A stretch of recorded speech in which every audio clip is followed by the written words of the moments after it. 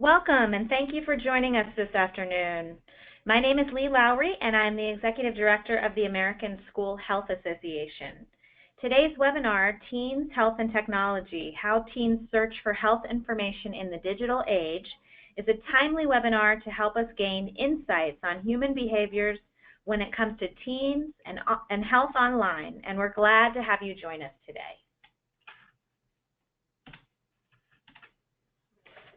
Before we get started, I'd like to share a little bit about the American School Health Association. Otherwise known as ASHA, we are the only organization that addresses multiple disciplines in school health and that is devoted solely to school health. Our membership of approximately 700 individuals represents school health as administrators at the local, state, and national levels, as health and education professionals in a pre-K through 12 school setting, and as academics conducting research that informs school health professionals. We're also the proud publishers of the Journal of School Health, a premier journal in the area of school and adolescent health. Members of ASHA can elect to receive a hard copy or electronic copy of the journal. Our membership fee is inexpensive and provides you access to the journal and also to our weekly e-newsletter, School Health Action, as well as free continuing education hours through approved webinars like today and through CE qualifying JOSH articles. If you haven't already, please consider joining, volunteering, and becoming a member of the ASHA community. Visit us at ashaweb.org to learn more. Registration is now open for you to join and meet like-minded school health professionals for our 2016 conference, which will be held between October 6th through 8th in Baltimore, Maryland. We offer the following 4 tracks during the conference: Administration, Coordination, and Leadership, Programs and Services, Research and Emerging Issues, and Teaching and Learning. Visit ashaweb.org and register today as an early bird attendee to save $55 off your registration.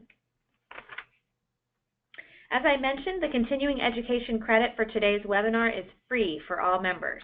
If you are a non-member and you would like to receive CE credit for this webinar, we require a payment of $30. After the webinar, you can receive 1 Category 1 CECH for MCHES and CHES, 1 contact hour for continuing nursing education, or a certificate of attendance based on 70% or more participation today.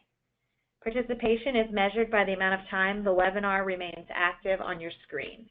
We'll provide details for obtaining CE in a post-webinar email that will go out this week. Before I introduce you to our speaker today, I'd like to share a little bit about a framework that unites ASHA's diverse membership. ASHA believes that schools have a responsibility to meet the needs of the whole child. The whole school, whole community, whole child model, developed jointly by the CDC and ASCD, provides a framework for the health and education sectors at the state and local levels to work towards stronger alignment, integration, and collaboration. This approach puts the student in the center. The goal is to ensure that all students are safe, healthy, engaged, supported, and challenged. This holistic and synergistic approach requires schools, students, families, and community partners to focus on improving both health and educational outcomes and to create schools that nurture and support all students. It is a team effort and collaboration is the key to success. A multidisciplinary approach that involves school nurses, counselors, health educators, physical educators, community experts, administrators, and students can better leverage resources and expertise to address the needs of the whole child, meeting the child's physical, emotional, social, and academic needs.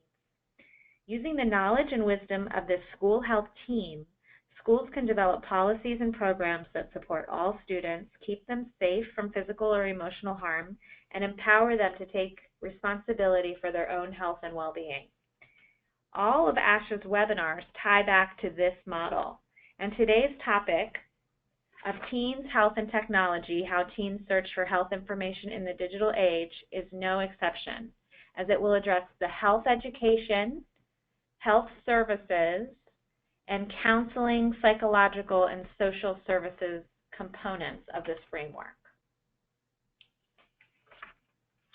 A couple of notes before we begin. Your phones will remain muted for the 60-minute duration of this webinar. If you have any questions, please type them in the questions box on the left-hand screen, and we will try to address them at the end of today's presentation. We are recording today's session, and we will send you links to the recording, additional resources, and to the evaluation survey within the next couple of days. Now, let's get started with today's session. We are pleased to have Heather Montague with us today from the Center on Media and Human Development from Northwestern University.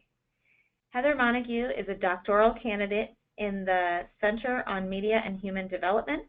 She currently holds a master's degree in health communication from the University of Illinois at Urbana-Champaign. Heather's research has focused on how media impacts children and adolescents' health, with a special focus on new media. Thank you, Heather, for joining us today on Teens, Health, and Technology, how teens search for health information in the digital age. And now I'm going to turn it over to you and try to give you the controls as well.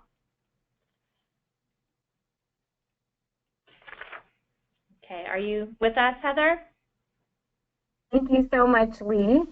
I just wanted to thank you and thank everyone for attending today, and also to thank ASHA for allowing me to present some exciting data that we've had come out of the Center on Media and Human Development. We conducted a rather large study over the past couple years on teens' health and technology and how that impacts teen health information seeking and teen health behavior. So before I begin sharing what we learned from this study, I wanted to give you a bit of background on our study. A recent Pew report from the Pew Research Center indicated that about 92% of teens say that they go online every single day, and 25% of these teens said they go online almost constantly. So you may know from your own personal experience working with teenagers that it's very difficult to separate them from digital technology, and oftentimes they're completely tethered to this technology. We wanted to know in this study, how are teens using this digital technology for health and for health information seeking? So we conducted a national representative survey of teens between the ages of 13 and 18, and in the end we surveyed just over 1,100 teens. So what we hope that you as an attendee get out of this presentation of this data today is first that you're able to kind of articulate the types of sources teens use to search for health information. Today we're going to cover digital health information, but also some more of the traditional sources as well. Secondly, we hope that you better understand how this digital health information actually impacts teen behavior, what they do in terms of health behaviors once they get access to this information. And then last but not least, we hope that you're able to take this research and use it in your own classrooms and your own experiences in educating teens in terms of how they search for health information online. So before we dig into these topics, I want to give you a brief overview of what we're going to cover. First of all, we're going to talk about what issues are most salient or important to teens in terms of health. We're going to talk about the types of sources, both traditional and digital, that teens turn to for health information. We're going to talk about why teens turn to the web for health information in the first place. We're going to then discuss how teens use the web for health, so the procedures that they use to search for health information. We'll briefly discuss health applications in smartphones, and then at the end we will discuss the implications for you as health educators. So let's jump right into our first topic. Before we even dip our toes into the water of digital health information, we need to know what are the most important issues to teens. What are they reporting as the things that they worry about and are concerned about and are interested in? So one of the main questions we asked the teens was to list the issues that were very important to them. And as you can see here, what we found in this list of important topics, it was a little bit surprising surprising if you consider that a majority of the health information research and digital health information research regarding teens has centered on sex education. However, if you look at the top 10 of the most important issues to teens themselves, things like hygiene, fitness and exercise, diet and nutrition, sleep, dental health were among the most important issues.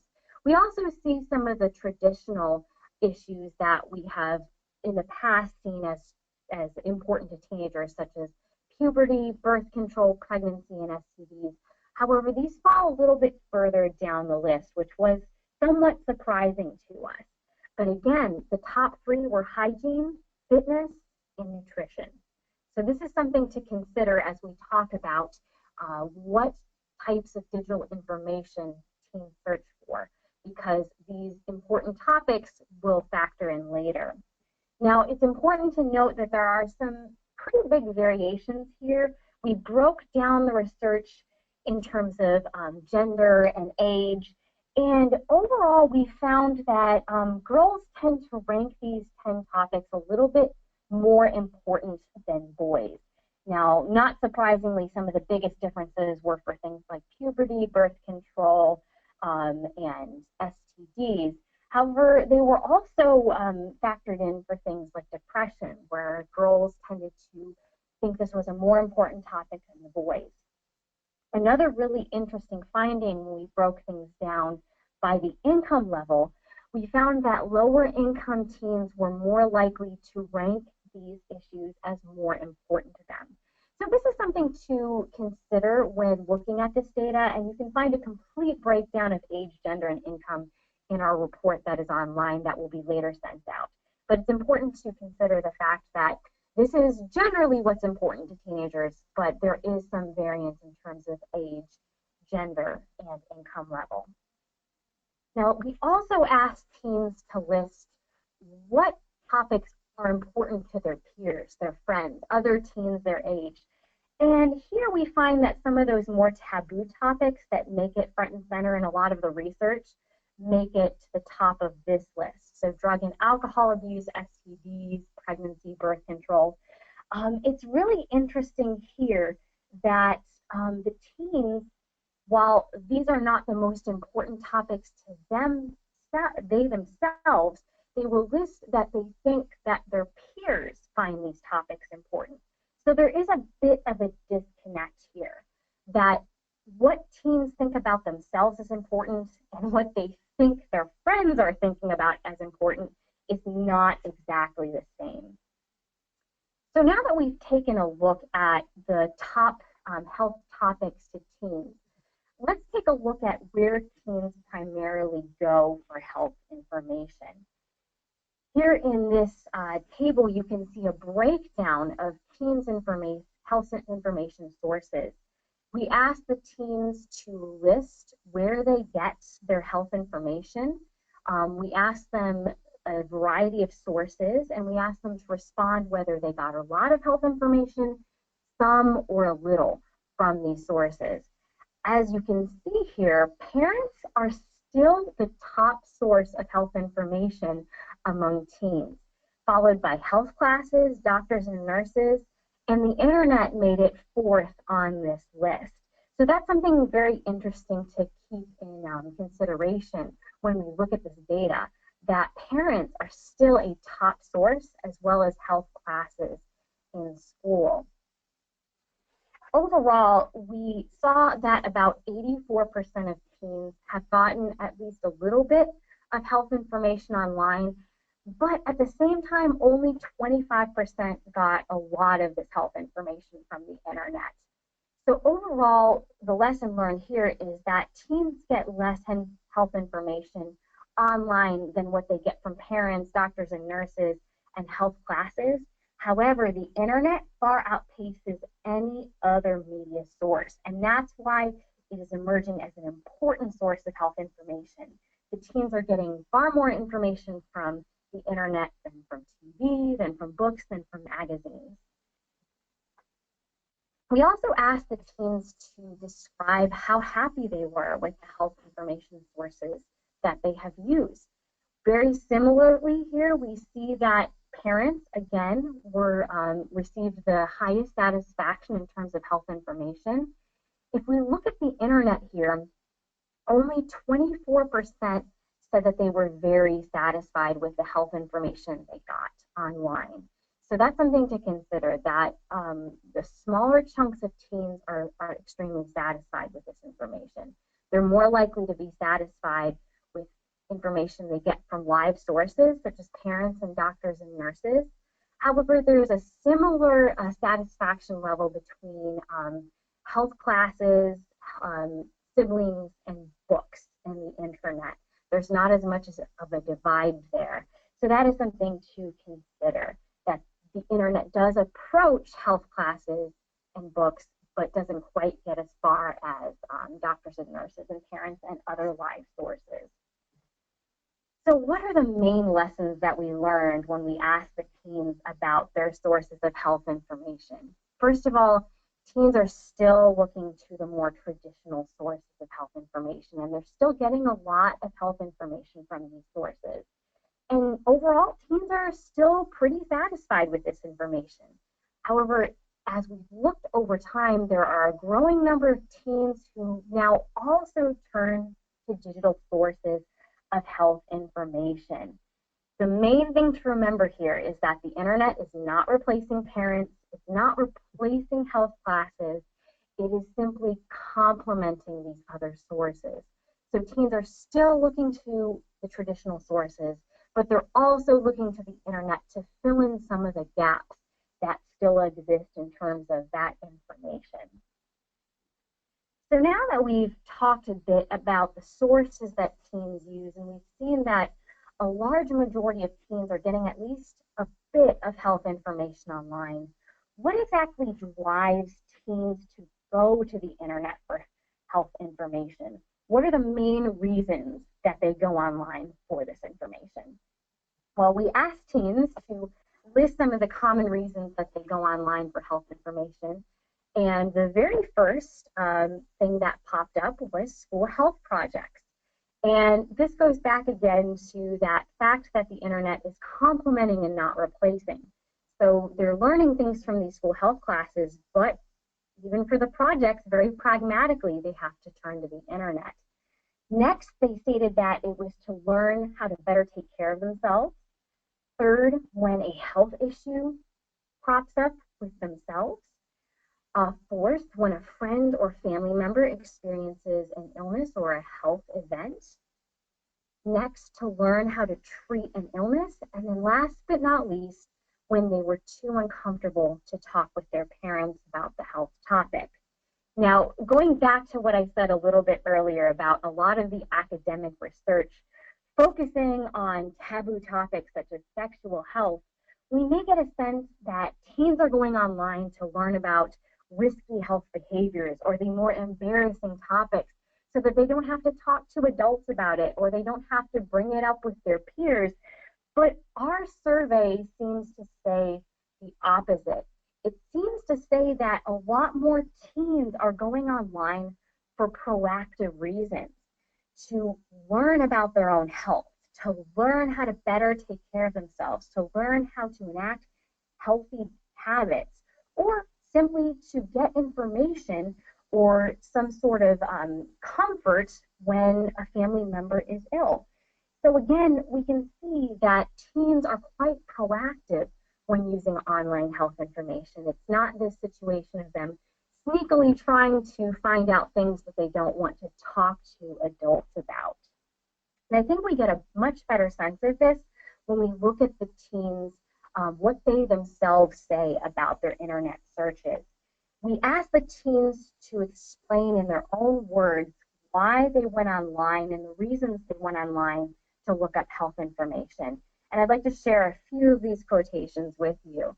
So in our first quotation, we look at this 18-year-old male, and he seems to simply want to improve his nutrition choices. He looked up superfoods that would boost his immune system. So again, it goes back to that proactive nature, that he's trying to figure out how to enact healthy behaviors. The next quotation from the 16-year-old stated that after his mom had a health event, she was diagnosed to be in the pre-diabetic stage. He first of all wanted to know what her diagnosis was, to understand that diagnosis better. But again, there's also that proactive component that he started worrying about himself, realizing that he was overweight and that he might need to make some changes in order to avoid the same diagnosis. In our next quotation, we see a very traumatic event in one teen's life. The 17-year-old talked about how his dad had suffered from a heroin overdose, and in this traumatic situation, he went online to look up what happens when someone overdoses. So this provided not only information, but also a sense of comfort in terms of knowing what to expect and figuring out whether his dad would be okay or not. And then this last quotation again to kind of figure out what's going on with a family member. When this 13-year-old's grandmother was diagnosed with cancer, he said that it helped kind of understand what was going on and what was going to happen, what procedures would be performed by going online. So now that we've kind of talked a little bit more about why teens go online, we want to explore a little bit more about when they do choose to use the internet for health information seeking. How do they go about doing that? What kind of websites do they use? How often do they go online? And so on. So starting off with, how often are they using online health information? So even though teens tend to go online very regularly, even though 92% on go every single day, they're not necessarily going online all the time for health information. In fact, we found that it's a bit more sporadic, and it's usually when they have a specific question in mind. They're not necessarily going online all the time just to browse health information. So over half go online at least a few times a year to search for health information, but about 38% go on less than a year or once a year or even never. So it's a bit more sporadic, and again, like I said, it's more likely to happen when they have a specific question. They're not just going online to browse health sites per se. Again, like with a lot of our other data, it's not one size fits all. We specifically broke down frequency of health information seeking by race and by income, and we found that Black and Hispanic teens were a lot more likely to go online for health information than their white counterparts. In terms of income levels, we found that although the digital divide still does exist and fewer low-income teens have access to digital technologies such as computers and smartphones that would allow them to go online, when you factor in ownership of these devices, so when the teens actually have access to the internet, they are more likely to go online for health information than higher income counterparts. So overall, what we found was that when we break things down by race and by income, minority students, minority teens, and lower income teens tend to rely on online health information to a greater extent. So this is something very important to keep in mind when working with diverse populations of teens, that these more diverse audiences tend to rely on online searches to a great extent. So we also explored what kind of sites online they use. And not surprisingly, much like their adult counterparts, the top site to go to was Google. So much like we do every single day when we have a question, the first place they will go to is Google to type in their question. Another really interesting thing we found when we asked them what sources they use online was that they tend to age up. You'll see that 31% stated that they would go to a medical website such as WebMD or the Mayo Clinic, and only 8% of teens actually go to sites that were specifically designed for teenagers. So what this may indicate is that teens don't necessarily want information that is aged to them specifically or that targets them specifically.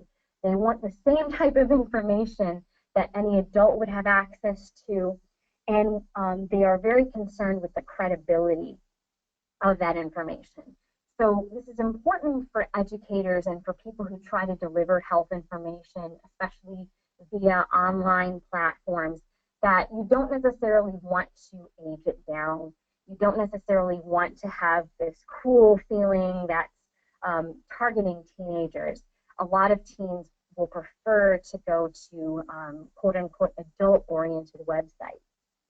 Now, a third thing that you might notice here is that a lot of teens are using Google, but not a lot of teens are using social networking sites like Facebook and Twitter. Only 9% get health information online from Facebook, and only 4% get information from Twitter. Now, overall, about 60% of teens got at least some health information from social networking sites, but only 10% said that they got a lot of health information from social networking sites.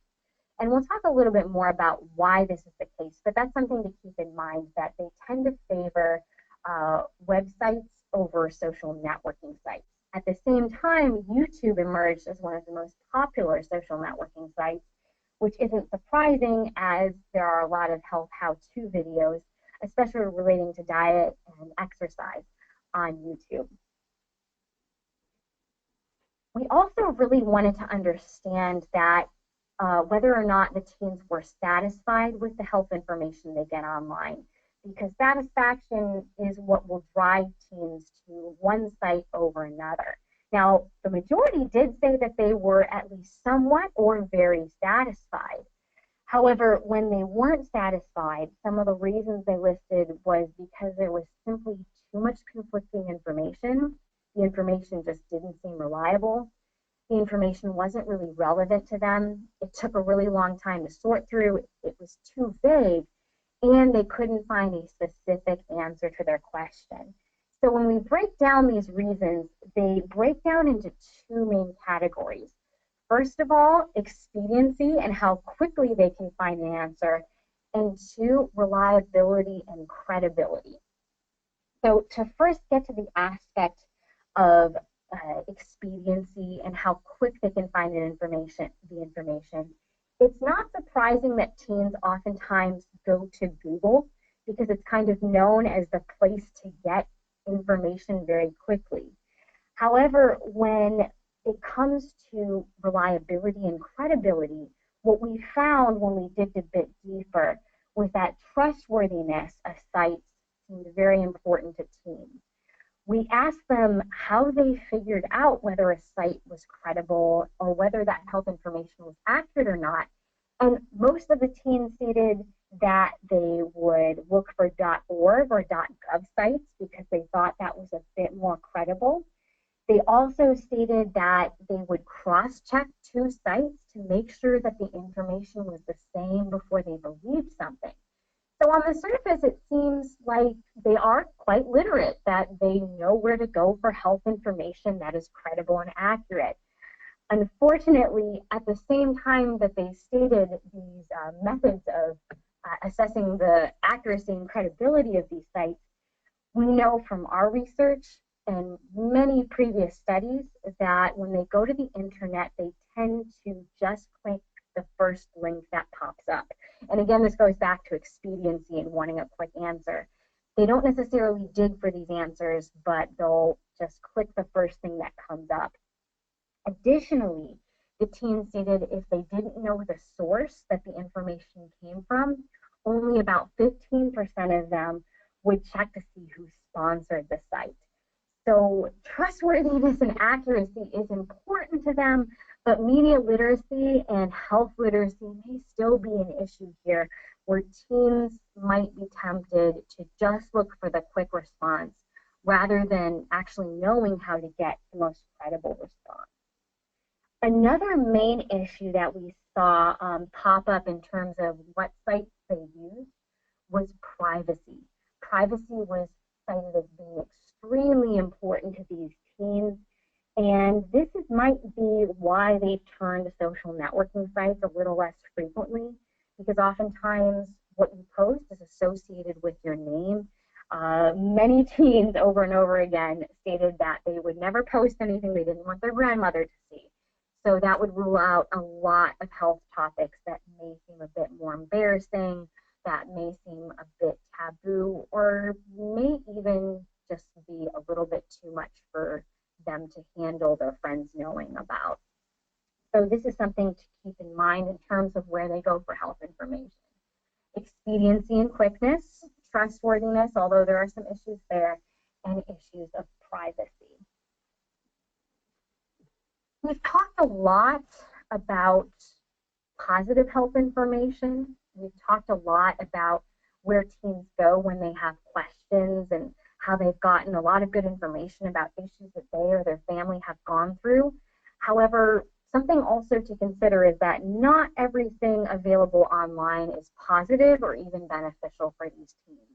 And we saw with our analysis that teens that tend to get a lot of health information online are also just as likely to run into negative health information. In fact, about half of the teens we surveyed reported they saw at least one of the following: how to make illegal drugs, how to be bulimic, how to play drinking games, how to get tobacco, or they ran into pornography. So it seems like the more teens do go online for health, the greater their risks are to run into information that could likely harm them. And again, this just emphasizes the need for teaching teens about health literacy and how to navigate all the information that is out there. So now we've talked quite a bit about the internet, but something we also wanted to briefly touch upon that made it into our research are smartphones and mobile applications. So we found that about 62% of our teenagers that we surveyed owned a smartphone, and that about 29% had downloaded some kind of health app. So the internet is still far outpacing smartphones and mobile apps in terms of health information. However, over the past 2 years, we've seen greater access to smartphones in the demographic of teens, and we've also seen a greater extent of teens downloading health applications. In fact, when we looked at some studies that the Pew Research Center has conducted recently, we found that the number of teens that use health apps compared to adults that use health apps is roughly the same. So teens are using them to the same extent as their adult counterparts, which indicates that they have started to take off the ground and are an important source of health information. And overall, we've seen some promising outcomes. The top 3 types of apps that teens tended to download were exercise and fitness apps, period trackers for the girls, and nutrition and calorie trackers as well. So moving on, a burning question that we had based on how much information teens get from digital technologies is this actually having an impact on their health behaviors? Are they changing the way that they approach their health based on this information?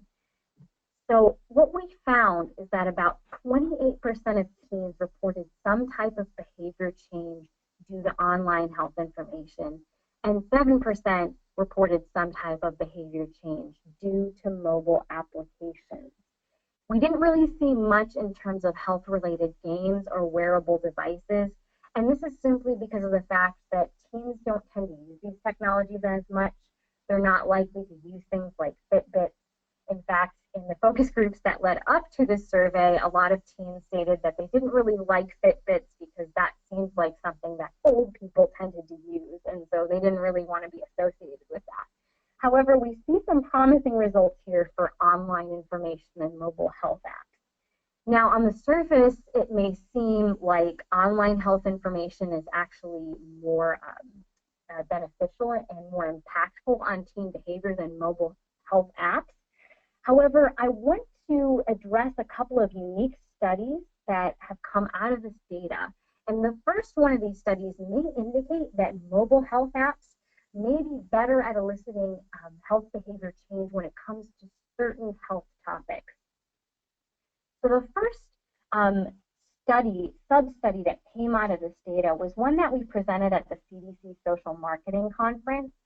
And we, in this study, took a look at how the internet and mobile apps are used by teens for weight loss, for things like changing their diet and their exercise routines in order to achieve weight loss.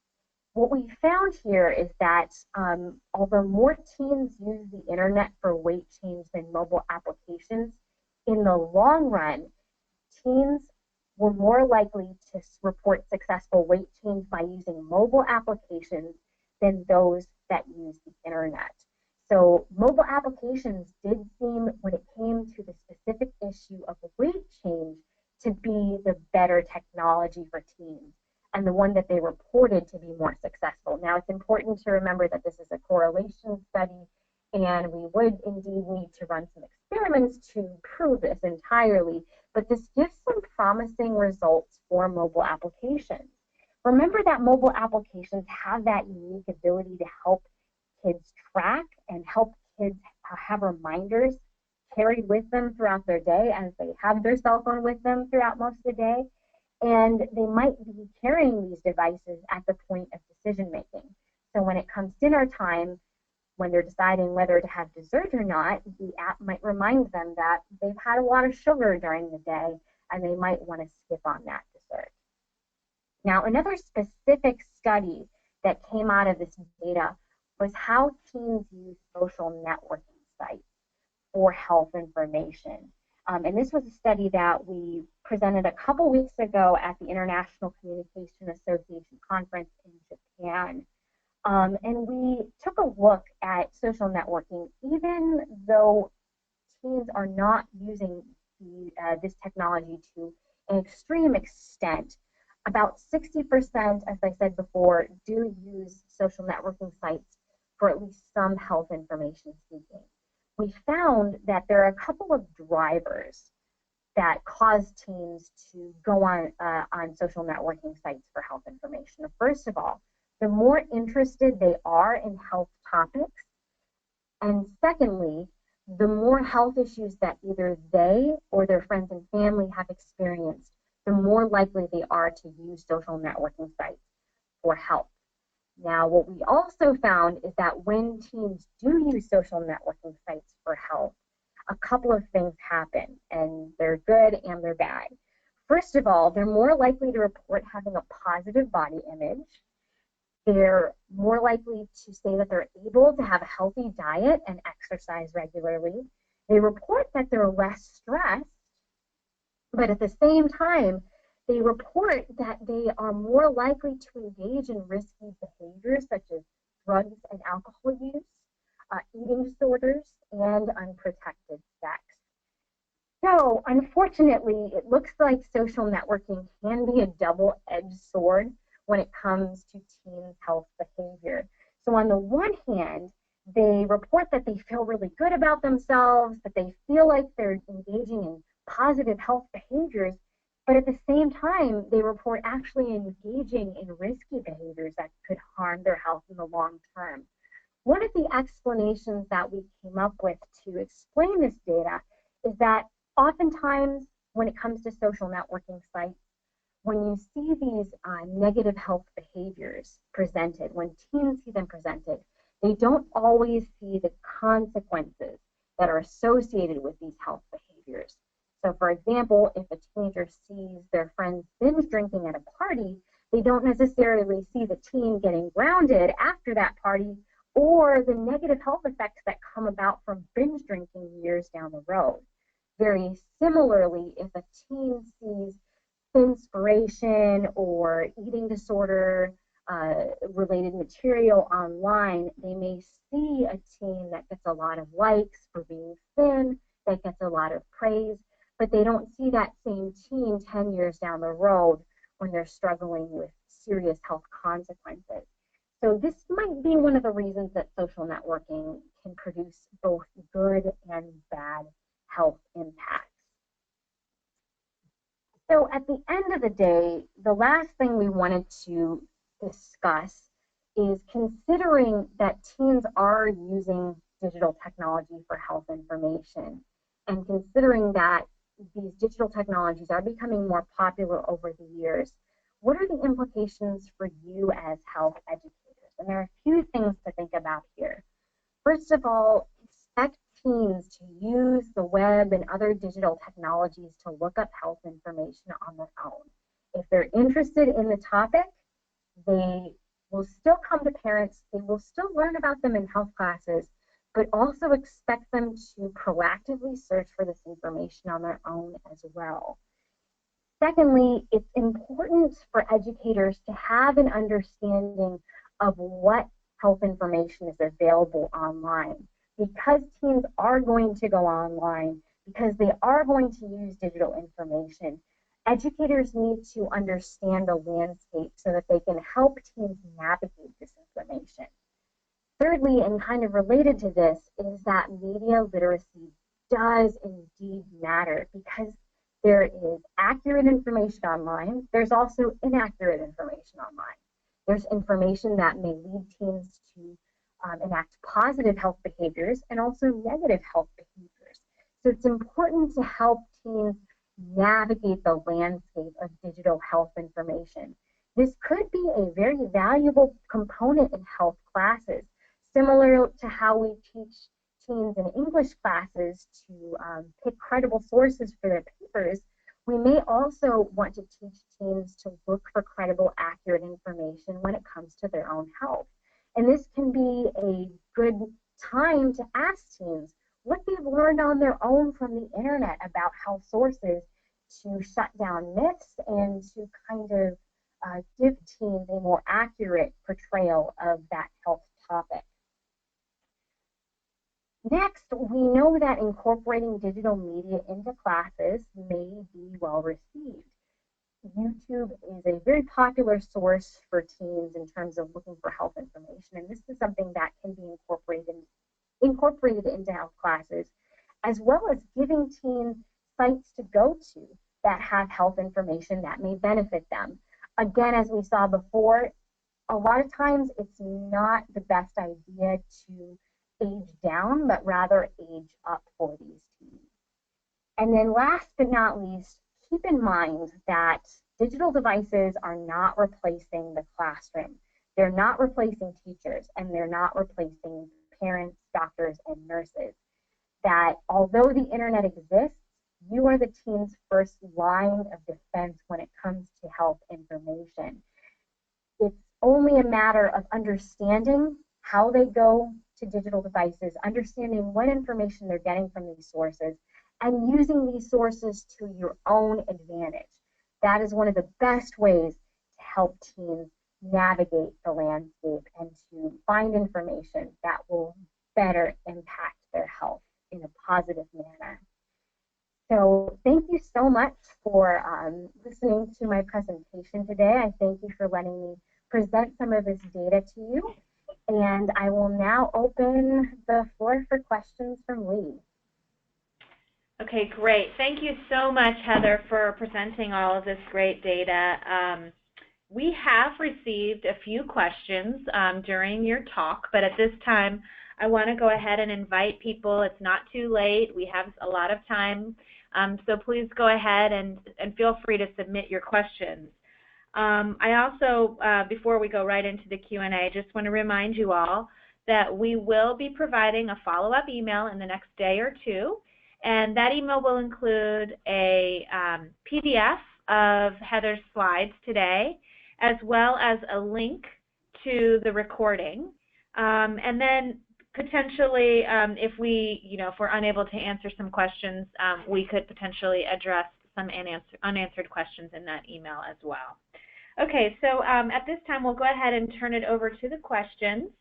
The first one is, in regards to the sources of information, They wanted to know if the students self-reported their sources or if they were selecting from options provided to them. This person was just wondering if the library, school or public, was referenced as a source. That's a great question. They were selecting from options, and we didn't use the library as a specific component in this drop-down list. But that would be something that would be very interesting to explore in the future, how often teens use the library, because this contains a lot of traditional sources as well as access to digital information as well. So it's kind of a catch-all sort of source. So thank you for bringing up that question. Great, thank you. All right, next question. Did you ask if they were satisfied with the health knowledge of their parents? We didn't ask if they were satisfied with the health knowledge per se, but we did ask if they were satisfied with the information that they received from their parents. Okay. Okay, next question. Do you know if the students find health education in school A, valuable, B, informative, and C, enjoyable? Did it make a significant impact on their health behavior? Yes, we did ask them about how much information they got from their health classes and how satisfied they were with their health classes. We didn't ask them whether they enjoyed their health classes or not per se, but what we did find is that they do get a significant amount of health information from their classes. However, they're less satisfied with their health classes than they are with information that they get from sources such as parents and doctors and nurses. Although it is important to point out that teens are not as satisfied with digital health information as they are with information that they get from their classes. So this seems to indicate that overall on a national level, obviously this can be very different when we break it down classroom by classroom, but on a national level, teens are a lot more satisfied with their health classes than they are with the internet, but not necessarily as much as other sources, and there still is definitely room to grow. Okay, great, thank you. Next question. Did you look at any differences among youth who have a chronic condition? Yes, we did look at differences with youth that have chronic conditions. If they do have a chronic condition, we asked them about how their health was in general, as well as whether they had a chronic condition. If they had a chronic condition, they were more likely to go online. And that's not surprising if we look at the rest of the data, which indicates that teens go online when they have a question that they need resolved. So as procedures pop up, as diagnoses pop up, that's when you see teens especially going online. That's one of the primary reasons they'll go online if they have a chronic health condition. Okay, great, thank you. Okay, the next question. Can you describe the study sample and how the data were collected? Absolutely. So we used a company called GFK, which is one of the very few companies that does nationally representative surveys. And how they do that, they have a pool of respondents, and they mimic the demographics of the United States in a couple ways by sampling from different income levels, from different races, kind of equalizing on gender. And then they also statistically weight the responses. They would weight them so that it mimics the demographics of the United States. So in the end, what you get is a sample that is very, very close to what the United States at large would be. But we did contract this company, and they did all of the data collection. They found the respondents, and we're the ones that analyzed. Okay, great, thank you. And Heather, I'm just going to ask you, we can hear you okay, but to the extent that you might try to keep facing the microphone while you're providing your answers, I think that it may help a little bit with the audio. Sure thing. Okay, thank you. Okay, the next question is, are there recommendations for evaluating a site developed for teens? Our LHD, I'm not sure what that is, but our LHD developed a site, teenhealthmatters.org. Okay, well, I would start by one of the easiest ways to start things off is to include a comment section. Now, I would add that this needs to be something that is very highly regulated because, as we all know, the anonymity of the internet can cause some issues there when there's free response. But I would start there to see if there's any feedback from teens, to see if teens need to respond in the first place. And then I would, after that step, after you get an initial idea of what teens that are actually viewing your site, the next thing you can do is expose teens to your site focus groups or surveys and evaluate your site in that respect. I think those would be the first two steps to take in terms of evaluation. Okay, thank you. Were the sexual health, birth control, etc. topics broken out more specifically? No, they were not. We kept them kind of categorized to kind of, we already had quite a long survey, and unfortunately, attention span does go down the longer your survey is. So we, for that reason, tried to condense the health topics a little bit. Okay, great. Let's see, the next question is, how did you come to the conclusion that teens, quote unquote, ran into somewhat accidentally negative information on health rather than actually sought information about, for instance, drinking games? That's a really good question to respond to. We didn't ask them whether they were seeking it out or whether they had accidentally been exposed to it. So we don't quite know whether this is something that is intentional or unintentional based on our data. So that is something that is important to correct myself on. That would be something that would be really important to explore in future studies. But yes, we don't know whether this is something that is intentional or whether they run into this information. We do also have data indicating how many teens reported engaging in these negative health behaviors. There was a very small percentage of our survey stated that they did things like engage in unprotected sex, or engage in eating disorders, or use legal drugs or alcohol. But that's something that's a bit separate from what we asked them in terms of how often have they seen something like that online. And that was for the sheer reason that we didn't want to make the teens a bit too uncomfortable to the point where they would respond dishonestly. And that was a decision that we and our IRB kind of fought through for a long time, whether or not we were going to ask them whether they had looked at that information or whether they had come across it or simply had they seen it. Okay, great. The next question is, what was the demographic, socioeconomic breakdown of the students surveyed? Yes, let me pull that up really quickly. So in general, we tried to get a sample that was comparable to what the United States does look like. So we had we broke down low-income families as those who had an income of less than $25,000. Middle income was $25,000 to $75,000 a year, and high income was $75,000 and above.